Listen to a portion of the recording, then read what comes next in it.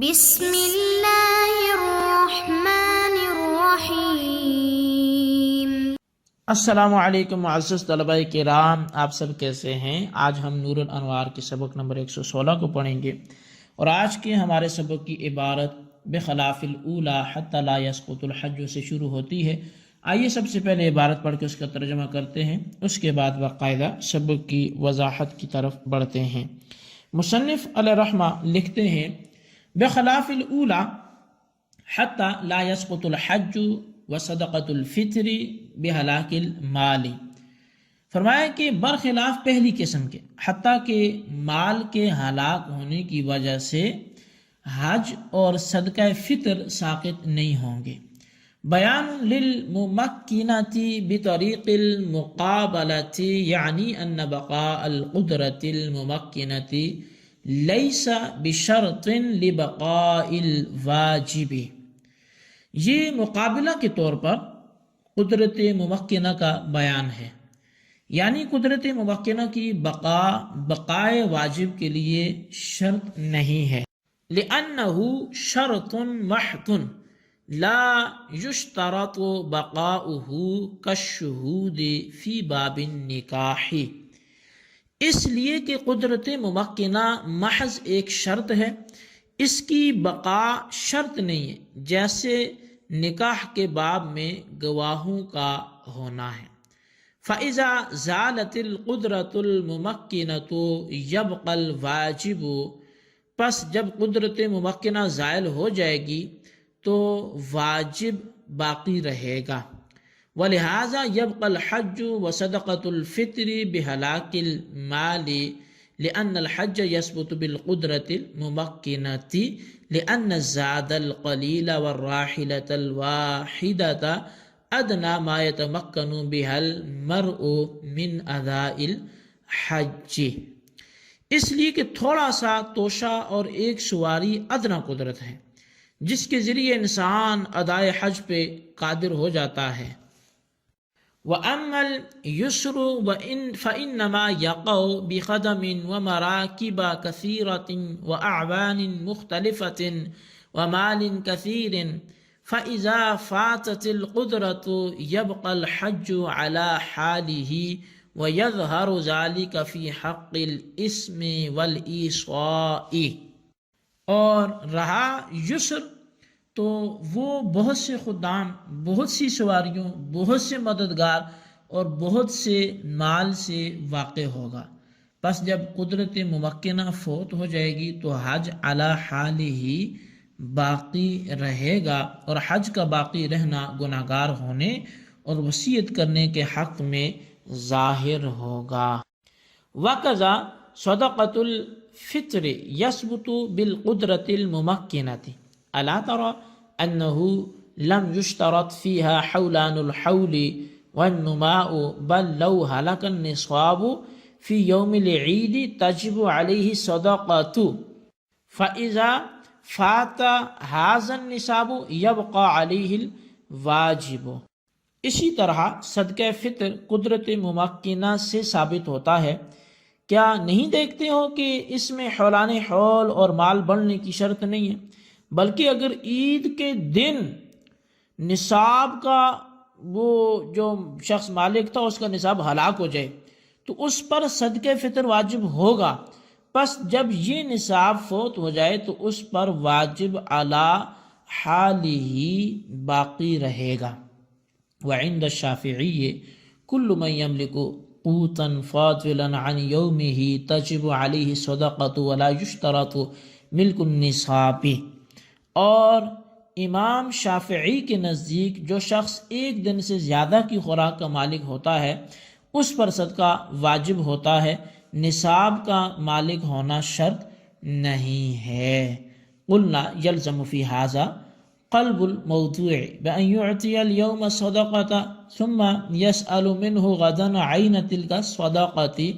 تو ہم نے جواب دیا کہ اس صورت میں قلب موضوع لازم آتا ہے، اس طور پہ کہ آج صدقہ دے گا، پھر اس سے کل آئندہ جو بعین ہی وہی صدقہ مانگے گا۔ تو بہرحال یہ ہمارے آج کے سبق کی عبارت اور اس کا ترجمہ تھا۔ اب آئیے اس کی باقاعدہ وضاحت کی طرف بڑھتے ہیں۔ سابقہ عبارت میں قدرت میسرہ کا بیان تھا، اور اس عبارت میں مقابلہ کے طور پر قدرت ممکنہ کا بیان ہے۔ اس کا حاصل یہ ہے کہ بقائے واجب کے لیے قدرت میسرہ کی بقا تو شرط ہے، لیکن بقائے واجب کے لیے قدرت ممکنہ کی بقا شرط نہیں ہے۔ یعنی جو چیز قدرت ممکنہ کی وجہ سے واجب ہوئی تھی، اس کی بقا قدرت ممکنہ کی بقا پر موقوف نہیں ہے، بلکہ قدرت ممکنہ کے فوت ہونے کے باوجود واجب باقی رہے گا۔ اس کی دلیل یہ ہے کہ قدرت ممکنہ احداث فعل اور ایجاد فعل پر قادر ہونے کے لیے محض ایک شرط ہے، اور اس میں علت کے معنی ہرگز نہیں ہے، اور جو چیز کسی فعل کو موجود کرنے کی شرط ہو، اس سے یہ لازم نہیں آتا کہ وہ چیز اس فعل کی بقا کے لیے بھی شرط ہو۔ مثال کے طور پر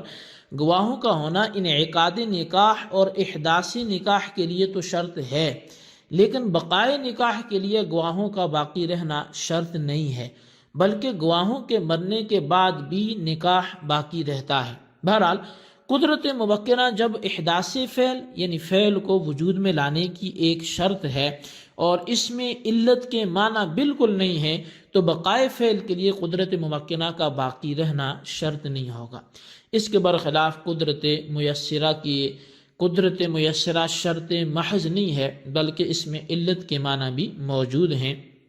اس طور پر کہ قدرت میسرہ کی وجہ سے جب کوئی چیز واجب ہوگی تو وہ صفت یسر کے ساتھ واجب ہوگی، اور یسر چونکہ بغیر قدرت میسرہ کے متصور نہیں ہو سکتا، اس لیے جو چیز قدرت میسرہ کی وجہ سے واجب ہوئی تھی، اس کی بقا کے لیے بھی قدرت میسرہ کا باقی رہنا شرط ہوگا، کیونکہ معلول جس طرح اپنے وجود میں علت کا محتاج ہوتا ہے، اسی طرح اپنی بقا میں بھی علت کا محتاج ہوتا ہے۔ لہذا ثابت ہوا کہ معلول کی بقا کے لیے علت کی بقا شرط ہے، اور بقائے واجب کے لیے چونکہ قدرت ممکنہ کی بقا شرط نہیں ہے، اس لیے جب قدرت ممکنہ فوت ہو جائے گی تو واجب علی حال ہی باقی رہے گا۔ چنانچہ اگر نصاب کا مالک ہونے کے بعد عید کے دن مال نصاب ضائع ہو گیا، ہلاک ہو گیا، تو صدقہ فطر جو ہے وہ علی حال ہی واجب رہے گا، اور اگر زادے راہ یا راحلہ پر قادر ہونے کے بعد وہ مال ہلاک ہو گیا تو حج کا وجوب باقی رہے گا، کیونکہ حج قدرت ممکنہ سے ثابت ہے، اس طور پہ کہ وجوب حج کے لیے باری تعالیٰ کے قول وَلِلَّهِ عَلَى النَّاسِ حِجُّ الْبَيْتِ مَنِ اسْتَطَاعَ إِلَيْهِ سَبِيلًا کی وجہ سے نفس استطاعت شرط ہے، اور کعبۃ اللہ سے دور رہنے والے کے لیے زاد راہ اور راحلہ سے نفس استطاعت حاصل ہو جاتی ہے، اس لیے کہ تھوڑا سا زاد راہ اور ایک سواری ادنا قدرت ہے جس کے ذریعے آدمی ادائے حج پہ قادر ہوتا ہے، یعنی تھوڑا سا زاد راہ اور ایک سواری حج کے لیے قدرت ممکنہ ہے، اور بہت سے خدام، بہت سی سواریاں، بہت سے انصار و مددگار، بہت سے مال کا ہونا، یہ قدرت میسرہ ہے۔ پس جب قدرت ممکنہ فوت ہو جائے گی تو حج اس کے ذمے سے ساقط نہیں ہوگا، بلکہ اس کا وجوب علی حال ہی باقی رہے گا، اور اس کی بقا کا ثمرہ اس کی اسی طرح ظاہر ہوگا کہ یہ شخص یا تو اپنے کسی وارث کو اپنی طرف سے حج بدل کرنے کی وصیت کرے گا، یا وصیت نہ کرنے کی صورت میں گناہگار ہوگا۔ پس قدرت ممکنہ کے فوت ہونے کے بعد آخری وقت میں حج بدل کی وصیت کا واجب ہونا اور بصیرت دیگر اس شخص کا گناہگار ہونا اس بات کی دلیل ہے کہ قدرت ممکنہ کے فوت ہونے کے بعد حج کا وجوب باقی رہتا ہے، اور حج کی بقا کے لیے قدرت ممکنہ کی بقا شرط نہیں ہے۔ اسی طرح صدقہ فطر قدرت ممکنہ سے ثابت ہوتا ہے، کیونکہ صدقہ فطر واجب ہونے کے لیے مال نصاب کا مالک ہونا کافی ہے، اس کے لیے نہ حولان حول شرط ہے، نہ مال کا نامی ہونا شرط ہے۔ پس وجوب صدقہ فطر کے لیے حولان حول اور نمائے مال کی شرط نہ ہونا اس بات کی علامت ہے کہ صدقہ فطر واجب ہونے کے لیے قدرت میسرہ شرط نہیں ہے، بلکہ قدرت ممکنہ کافی ہے، اور قدرت ممکنہ کی بقا چونکہ بقائے واجب کے لیے شرط نہیں ہے، اس لیے عید کی صبح صادق کے بعد اگر مال نصاب ضائع ہو گیا تو صدقہ فطر ساقط نہیں ہوگا، بلکہ اپنی حالت پر باقی رہے گا اور اس پر ادا کرنا واجب ہوگا، حتیٰ کہ اگر بغیر ادا کیے مر گیا تو یہ شخص گناہگار ہوگا۔ وجوب صدقہ فطر کے سلسلے میں حضرت امام شافعی کا جو مذہب ہے وہ یہ ہے کہ اگر کوئی شخص ایک دن سے زیادہ کی خوراک کا مالک ہو تو اس پر بھی صدقہ فطر واجب ہوگا۔ مثلا اگر کسی شخص عید کے دن ضروری اخراجات سے زائد نصف سا گندم یا 1 سا جو کا مالک ہے تو اس پر بھی صدقہ فطر واجب ہوگا۔ امام شافعی کے نزدیک نصاب کا مالک ہونا ضروری نہیں ہے صدقہ فطر کے واجب ہونے کے لیے، جبکہ ہماری طرف سے جواب یہ ہے کہ اس صورت میں قلب موضوع لازم آئے گا، وہ اس طرح ہوگا کہ جب عید کے دن اس نے جو